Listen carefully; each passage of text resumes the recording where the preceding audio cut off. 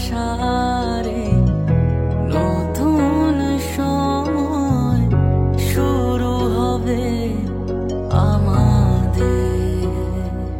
তুমি যদি বলো আমি তোমার সাথেই থেকে যাব, তুমি যদি বলো তোমায় রাখো